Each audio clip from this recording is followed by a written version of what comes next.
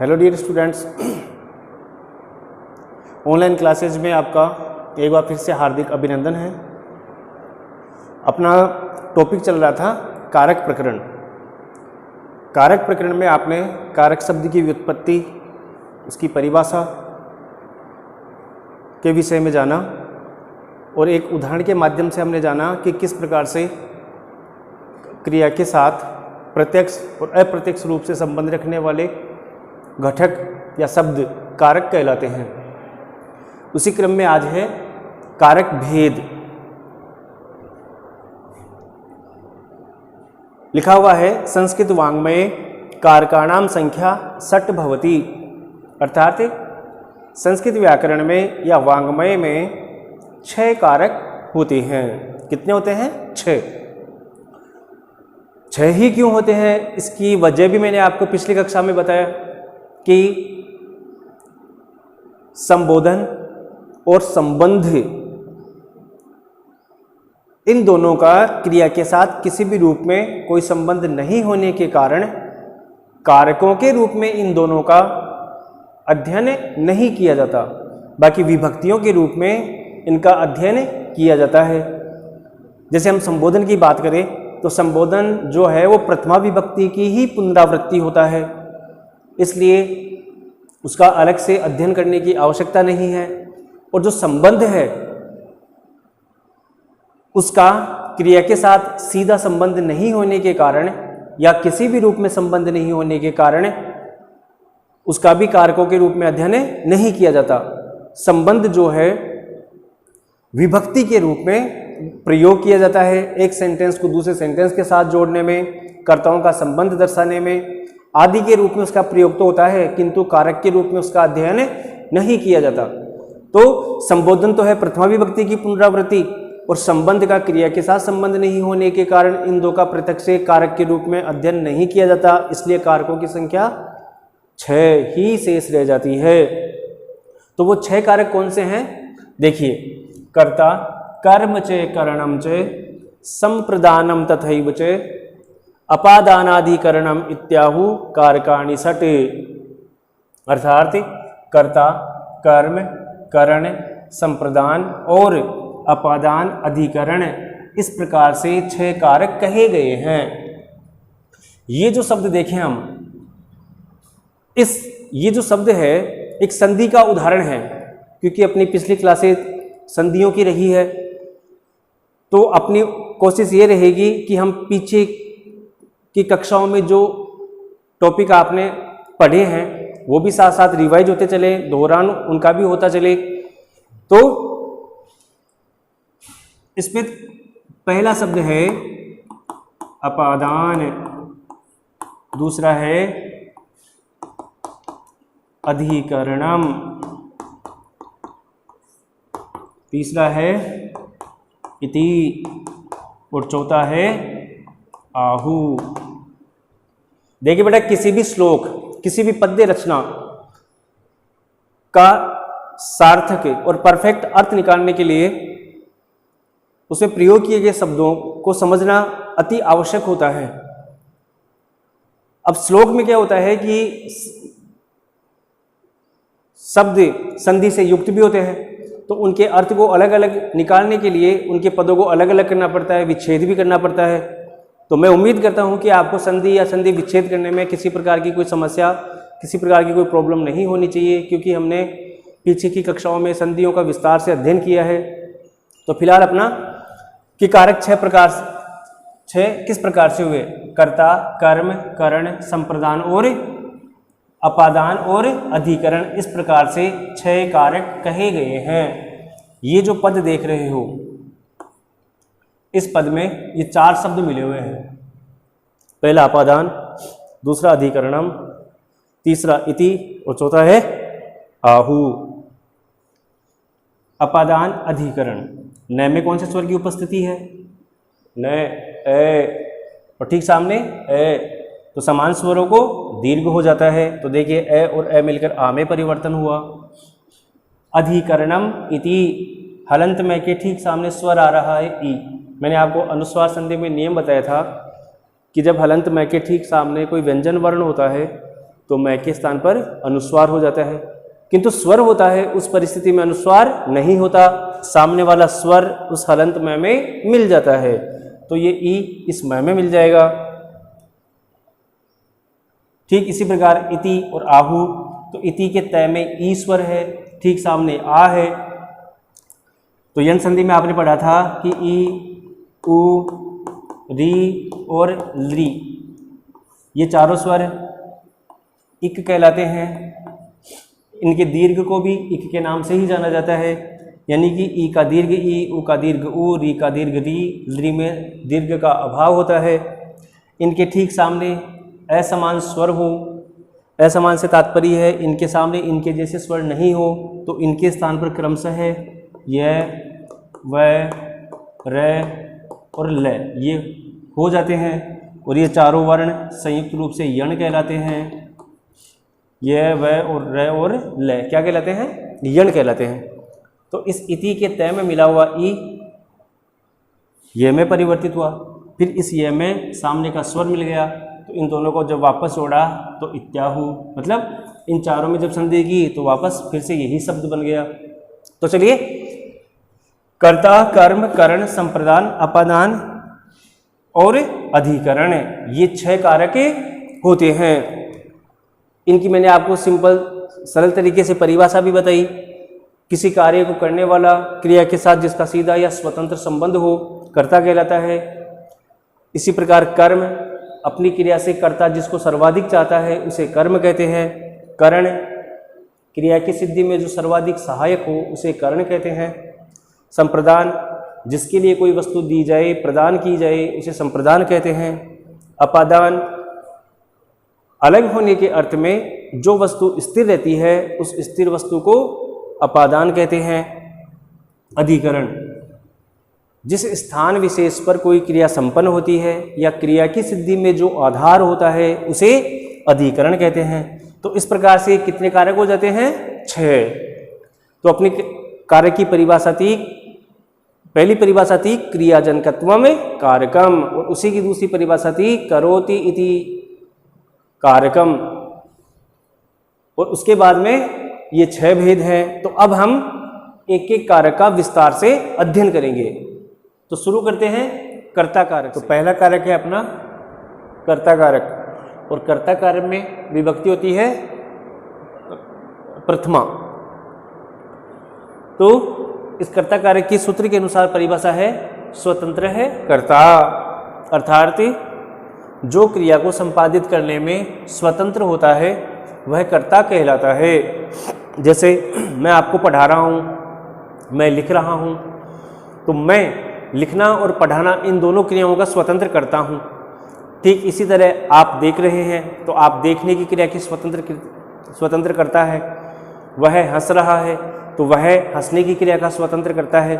तो जो क्रिया को संपादित करने में स्वतंत्र हो, जिसका क्रिया के साथ प्रत्यक्ष संबंध हो, उसे कर्ता कहते हैं। और कर्ता में कौन सी विभक्ति का प्रयोग होता है? प्रथमा विभक्ति का। कर्तृवाच्य के कर्ता में प्रथमा विभक्ति का प्रयोग होता है। देखिए, संस्कृत में 3 वाच्य होते हैं। एक होता है कर्तृवाच्य, एक होता है कर्मवाच्य, और एक होता है भाववाच्य। तो कर्तृवाच्य वह वाच्य होता है जिसमें क्रिया का रूप कर्ता के अनुसार प्रयोग किया जाता है। मतलब कर्ता जिस वचन और पुरुष का होता है उसके साथ क्रिया भी उसी वचन और पुरुष की प्रयोग की जाती है। तो कर्तृवाच्य के कर्ता में किस विभक्ति का प्रयोग होता है? प्रथमा विभक्ति का। जैसे कि आप उदाहरणों से देख सकते हो, बालक खेल रहा है। इन सेंटेंसेस में 2 ही चीज़ है, एक कर्ता और एक है क्रिया। तो बालक क्या है? बालक है कर्ता, और खेल रहा है क्या है? खेल रहा है क्रिया। तो बालक इस क्रिया का स्वतंत्र कर्ता हुआ, तो बालक शब्द में प्रथमा विभक्ति का प्रयोग करेंगे। और खेल रहा है से पता चल रहा है कि कर्ता एक वचन का है, तो बालक में प्रथमा विभक्ति के एक वचन का प्रयोग किया जाएगा, बालक है। ठीक ऐसे ही सामने लिखा हुआ है खेल रहा है, तो खेल रहा है क्या है? खेल रहा है क्रिया। और वाक्य कौन से लकार का है? लट लकार का है। लट लकार से तात्पर्य है वर्तमान काल से, और वर्तमान काल की पहचान होती है रहा है, रही है, रहे है, ता है, ती है, ते है। तो खेल रहा है क्रिया एक वचन की है और खेलने के लिए मूल धातु संस्कृत में होती है क्रीड। अब इस क्रीड धातु को लट लकार में परिवर्तित कर दो, फिर लट लकार के प्रथम पुरुष के एक वचन का जो रूप है वो इसके साथ प्रयोग किया जाएगा, सेंटेंस बन जाएगा बालकः क्रीडति। अब देखिए बालक जो करता है वो प्रथम पुरुष के एक वचन का है, इसलिए इसके साथ में प्रयोग की गई क्रिया भी प्रथम पुरुष की एक वचन की है। अब पिछली कक्षा में मैंने आपसे कहा था कि जैसे धातु के रूप तीन पुरुषों में चलते हैं, प्रथम पुरुष, मध्यम पुरुष और उत्तम पुरुष, और वचन होते हैं तीन, एक वचन, द्विवचन और बहुवचन। तो प्रथम पुरुष में कौन से करता है, मध्यम पुरुष में कौन से करता है और उत्तम पुरुष में कौन से करता है, इनको याद रखने का मैंने आपको सिंपल तरीका बताया था कि जैसे मान लो प्रथम पुरुष है, इस प्रथम पुरुष में जितने भी नामवाची संज्ञाएं हैं, क्या है, जितने भी नामवाची संज्ञाएं हैं वो सभी के सभी इस प्रथम पुरुष के कर्ता के रूप में जानी जाती है। और जो मध्यम पुरुष है, मध्यम पुरुष, इस मध्यम पुरुष में तीन कर्ता होते हैं, एक होता है त्वम मतलब तुम, एक होता है युवाम जिसका अर्थ होता है तुम दोनों, तुम दोनों, एक होता है यूयम जिसका मतलब होता है तुम सब। ऐसे ही उत्तम पुरुष के तीन कर्ता हैं, उत्तम पुरुष के तीन कर्ता हैं, अहम मतलब मैं, ऐसे ही आवाम, आवाम का मतलब हम दोनों, और वयम, वयम का अर्थ होता है हमें सब। तो मध्यम पुरुष के एक वचन का करता हुआ त्वम, द्विवचन का करता हुआ तुम दोनों और बहुवचन का करता हुआ तुम सब। अब त्वम, युवाम, यूयम, ये जो रूप है ना, ये है युष्मद शब्द के रूप, मतलब युष्मद शब्द की प्रथमा विभक्ति के रूप, और अहम, आवाम, वयम जो है ये है अस्मद शब्द की प्रथमा विभक्ति के रूप। तो निष्कर्ष रूप में हम कह सकते हैं कि युष्मद और अस्मद, इन दो सर्वनाम शब्दों को छोड़कर जितने भी सर्वनाम शब्द बचते हैं, चाहे वो तत् हो, चाहे एतत् हो, चाहे इदम हो, चाहे किम हो, यत हो, जितने भी सर्वनाम शब्द हैं वो सभी के सभी इस प्रथम पुरुष के कर्ता के रूप में जाने जाएंगे। दूसरी बात, जितनी भी नामवाची संज्ञाएं हैं वो सभी के सभी प्रथम पुरुष के कर्ता के रूप में जानी जाती है। तो त्वम, युवाम, यूयम, इनके साथ मध्यम पुरुष की क्रिया का प्रयोग होता है, अहम, आवाम और वयम, इनके साथ उत्तम पुरुष की क्रिया का प्रयोग होता है। तो यहां पर था बालक है। अब बालक देखिए इन छह कर्ताओं में से नहीं है, एक संज्ञा है, संज्ञा है तो मैंने आपसे कहा था कि कौन से पुरुष में कौन से पुरुष का कर्ता होगी, ये होगी प्रथम पुरुष की। तो प्रथम पुरुष के एक वचन का कर्ता होने के कारण इसके साथ प्रयोग की गई क्रिया भी प्रथम पुरुष की एक वचन की होगी। तो अपना सेंटेंस बना बालकः क्रीडति। तो इस प्रकार कर्ता में कौन सी विभक्ति हुई, कौन सी विभक्ति हुई, प्रथमा विभक्ति। और ये कौन सा वाच्य कहलाएगा, कर्तृवाच्य कहलाएगा, क्योंकि इसमें क्रिया का रूप कर्ता के अनुसार प्रयोग किया जाता है। ठीक इसी तरह से दूसरा सेंटेंस है राधा पढ़ रही है। पढ़ने की क्रिया कौन कर रही है, राधा कर रही है, मतलब राधा पढ़ने की क्रिया की स्वतंत्र कर्ता हुई। तो राधा, इसमें प्रथमा विभक्ति करोगे, याद रखना आकारांत स्त्रीलिंग शब्दों में जब रूप परिवर्तित करते हैं तो उसके एक वचन में कभी विसर्ग का प्रयोग नहीं होता। राधा पढ़ रही है। अब राधा भी देखिए नामवाची संज्ञा है, नामवाची संज्ञा है तो प्रथम पुरुष की कर्ता होगी, तो इसके साथ क्रिया भी प्रथम पुरुष की एक वचन होगी।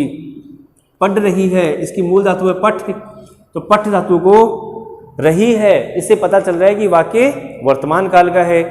वर्तमान काल से तात्पर्य लट लकार से है, तो पठ धातु को लट लकार प्रथम पुरुष के एक वचन में परिवर्तित करके जो रूप बनता है उस क्रिया रूप को राधा के साथ जोड़ दीजिए।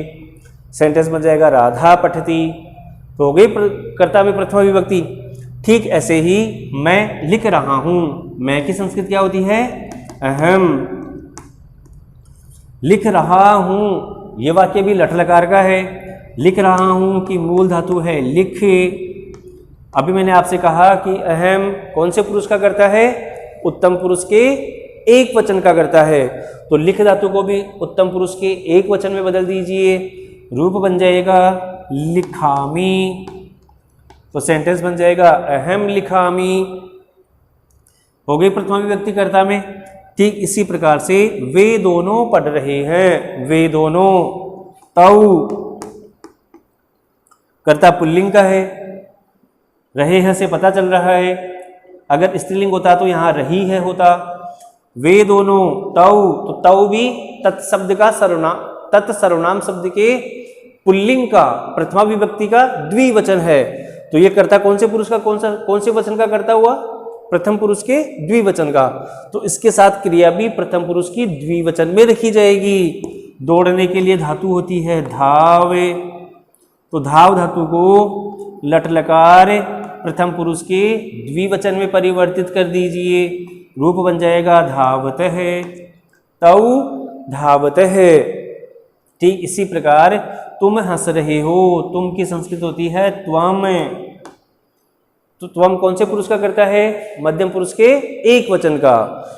और हंस धातु को मध्यम पुरुष में एक वचन में जब परिवर्तित करते हैं तो रूप बनता है हससी। त्वम हससी। तो इस प्रकार से कर्ता में कौन सी विभक्ति का प्रयोग होता है? प्रथमा विभक्ति का। कर्ता जिस वचन और पुरुष का होता है उसके साथ क्रिया भी उसी वचन और पुरुष की प्रयोग की जाती है। मैं बार बार रिपीट कर रहा हूं कि अगर आपने कर्ता के अनुसार क्रिया का प्रयोग नहीं किया, प्रयोग नहीं करते हो तो सेंटेंस अशुद्ध हो जाएगा। इसलिए कर्ता जिस वचन और पुरुष का होता है क्रिया भी उसी वचन और पुरुष की प्रयोग की जाएगी। मैंने यहाँ पर जो सेंटेंस लिए हैं वो सिर्फ लट लकार से लिए हैं।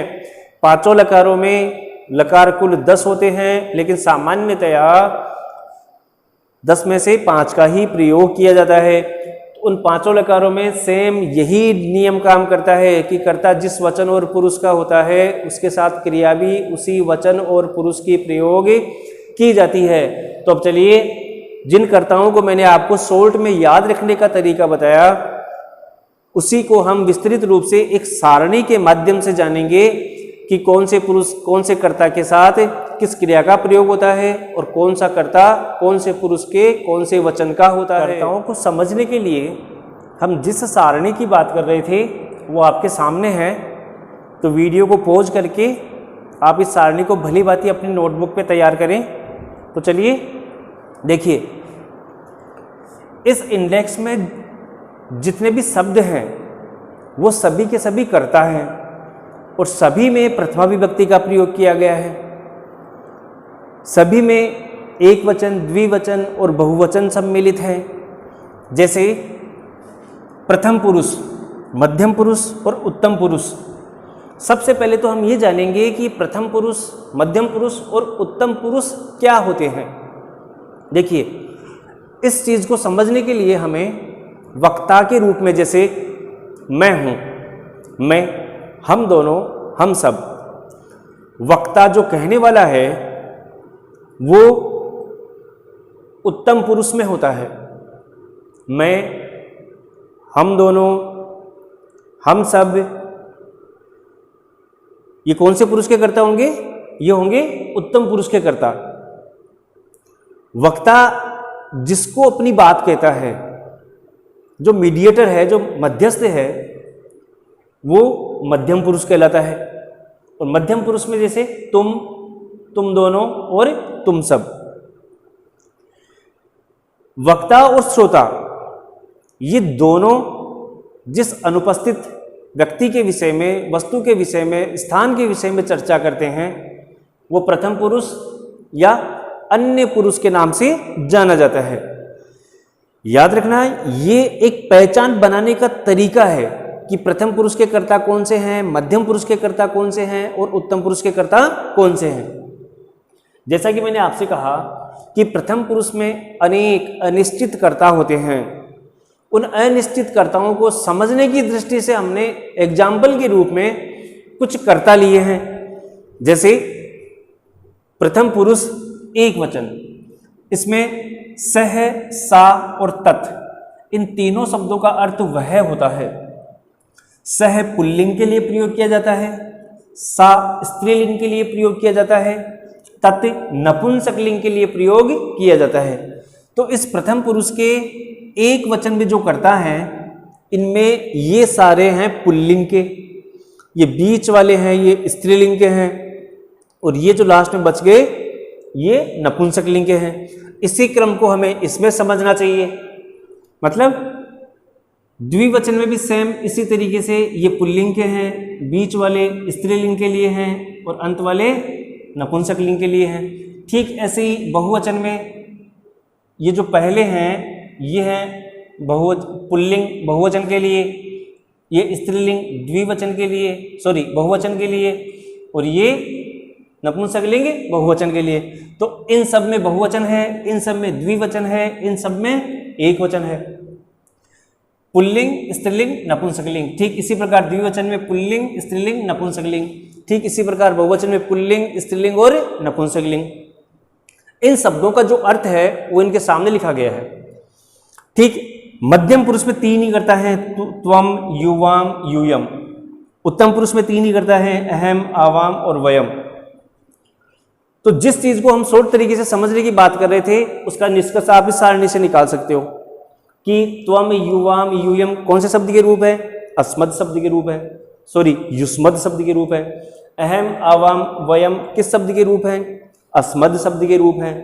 तो इन दो सर्वनाम शब्दों को छोड़कर शेष बचे हुए सभी सर्वनाम शब्द और जितने भी नामवाची संज्ञाएं हैं, देखिए राम है, राधा और फलम, इन तीनों से मेरा तात्पर्य राम से जितने भी पुल्लिंगवाची नाम हैं, राधा से जितने भी स्त्रीलिंगवाची नाम हैं और फलम जितने भी नपुंसकलिंगवाची संज्ञाएं हैं उन सब से है। राम है कह दो, बालक है कह दो, राधा कह दो, सीता कह दो, फलम पुस्तकम व्यजनम वातायनम कुछ भी कहो, तो इनसे मेरा तात्पर्य सभी संज्ञाओं से है। तो मध्यम पुरुष और उत्तम पुरुष के इन सर्वनाम शब्दों को छोड़कर शेष बचे हुए सभी सर्वनाम शब्द प्रथम पुरुष के कर्ता कहलाएंगे और जितने भी नामवाची संज्ञाएं हैं वो सभी प्रथम पुरुष में कहलाएगी रहेंगे। ठीक इसी तरह मैंने इधर एक धातु का रूप फॉर एग्जाम्पल लिया है कि जैसे मैंने पठ धातु लट लकार वर्तमान काल में जब इसके रूप परिवर्तित किए तो रूप कुछ इस प्रकार से बने, पठती पठतः पठंती, पठसी पठतः पठथः, पठामी पठावह पठामय। इसी प्रकार पांचों लकारों में जब धातु को रूप परिवर्तित करोगे तो ऐसे ही नौ रूप बनने वाले हैं। अब इधर से प्रथम पुरुष के एक वचन का कोई भी कर्ता उठाओ, जैसे वह, आपने लिखा, आपको सेंटेंस बनाना है, वह पढ़ रहा है। रहा है क्रिया से पता चल रहा है कि वह पुल्लिंग का है। तो इस वह को हम कहाँ मिलेगा? प्रथम पुरुष के एक वचन में मिलेगा। कौन से लिंग में आवश्यकता है? पुल्लिंग में। तो सह, ये रहा सह। ये सह कर्ता कहाँ था? ये था प्रथम पुरुष के एक वचन में। तो इसके साथ क्रिया भी प्रथम पुरुष की एक वचन होगी। तो इधर से प्रथम पुरुष एक वचन की क्रिया का रूप क्या है? पठती। तो इसके साथ जुड़ जाएगा पठती, सह पठती। अगर ये सेंटेंस यूं होता, वह पढ़ रही है। अब अपना कर्ता जो है वो स्त्रीलिंग का है तो एक वचन ही। तो फिर से आ जाइए प्रथम पुरुष के एक वचन में, वह की संस्कृत स्त्रीलिंग के लिए क्या होती है? सा। तो वह के लिए आप लिख दोगे सा। सा प्रथम पुरुष के एक वचन का कर्ता है। तो इधर प्रथम पुरुष एक वचन की क्रिया क्या है? पठती, सा पठती। तो इस प्रकार से कर्ता जिस वचन और पुरुष का है, क्रिया भी उसी वचन और पुरुष की साथ में प्रयोग की जाएगी। ठीक ऐसे ही अगर आपको सेंटेंस बनाना है वे दोनों पढ़ रहे हैं। वे दोनों कहाँ हैं? द्विवचन में मिलेंगे। कौन से पुरुष में मिलेंगे? प्रथम पुरुष में मिलेंगे। ये रहा वे दोनों। अब पढ़ रहे हैं से पता चल रहा है कि पुल्लिंग में है, तो स है, सॉरी सा, तौ, ते। देखिए स्त्रीलिंग और नपुंसकलिंग इनका द्विवचन और पुल्लिंग इनका बहुवचन कुछ शब्दों में एक जैसा दिखाई देता है। जैसे ते पुल्लिंग बहुवचन का भी है और स्त्रीलिंग और नपुंसकलिंग का द्विवचन भी है। तो ये चीजें सेंटेंस से क्लियर हो जाएंगी कि आपको कौन से लिंग के लिए शब्दों की आवश्यकता है और कौन से वचन में आवश्यकता है। तो वे दोनों पढ़ रहे हैं मतलब पुल्लिंग है, तो वे दोनों तौ प्रथम पुरुष के द्विवचन में, तो इस वे दोनों के लिए होगा तौ।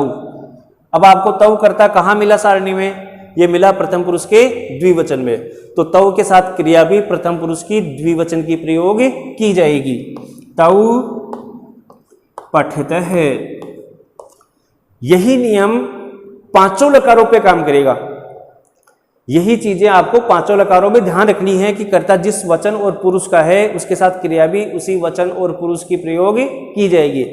एक चीज मैं बार बार रिपीट कर रहा हूं कि धातु और शब्द आप अपने स्तर पर कंटिन्यू डेली के 2-2, 3-3, 4-4, 5-5 जितने आप याद कर सकते हो डेली उनका रिवाइज करोगे। रटने की आवश्यकता नहीं है, एक बार समझ लिया, पढ़ लिया तो आपको कंठस्थ हो जाएंगे। उनका प्रयोग, उनका किस तरीके से प्रयोग करना है, ये चीज़ें महत्वपूर्ण होती हैं। तो उनके प्रयोग करने का जो तरीका है, प्रयोग करते समय जिन बातों का ध्यान रखना है, वो सारी चीज़ें मैं अपने तरीके से इजी वे में जितना कर सकता हूँ कोशिश कर रहा हूँ। अगर आप अभ्यास करोगे तो ये आपके भी ये डाउट्स क्लियर होते चले जाएंगे और धीरे धीरे इनमें आप में एक परिपक्वता आने लगेगी। ठीक ऐसे ही जैसे आपको सेंटेंस बनाना है, तुम दोनों पढ़ रहे हो, तुम दोनों, तुम्हें दोनों पढ़ रहे हो। अब हमें तुम दोनों इस इंडेक्स में देखना है कि तुम दोनों कहाँ है। तुम दोनों मिलेगा आपको मध्यम पुरुष के द्विवचन में। तो तुम दोनों की संस्कृत हुई युवाम। पढ़ रहे हो, अब युवाम आपको कहाँ मिला था? मध्यम पुरुष के द्विवचन में मिला था। तो इधर मध्यम पुरुष के द्विवचन की क्रिया का रूप क्या है? पठित है। तो इस पठित को इसके साथ जोड़ दोगे। अब कुछ के दिमाग में चल रहा होगा कि मैंने यहाँ युवाम के मैं को हलंत लिखा है जबकि यहाँ पर अनुस्वार के रूप में परिवर्तित किया है। तो इसका रीजन मैं आपको पहले ही संधियों में समझा चुका। यहाँ युवाम के मैं के आगे किसी प्रकार के किसी शब्द को रखकर संधि करना अपना मकसद नहीं था, लेकिन इस सेंटेंस में ठीक आगे व्यंजन वर्ण आ रहा है, इसलिए मैं को अनुस्वार के रूप में लिखा गया है। तो युवाम पठित है। ठीक इसी तरह से अगर आपको सेंटेंस बनाना हो, हम पढ़ रहे हैं, हम या हम सब, हम सब पढ़ रहे हैं। तो हम सब की संस्कृत क्या होगी? उत्तम पुरुष के बहुवचन में चलिए, लिखा हुआ मिलेगा वयम। वयम जो करता है वो किसका है? उत्तम पुरुष के बहुवचन का।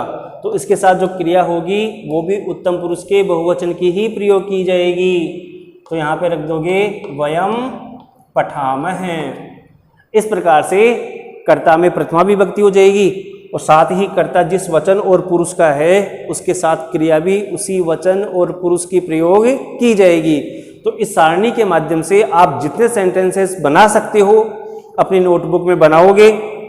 साथ ही मैंने एग्जाम्पल के तौर पर एक धातु के रूप को ही लिया है। आप अपनी मन मर्जी से आपको जो अच्छा लगे एक से अनेक धातुएं लेकर इस सारणी की सहायता से ज़्यादा सेंटेंसेस बनाने की कोशिश करें, ताकि आगे आने वाले नियमों में कारकों को समझने में किसी प्रकार की कोई समस्या न हो और उपपद विभक्तियों के जो अन्य नियम आएंगे उनको भी हम भली भांति समझ सके।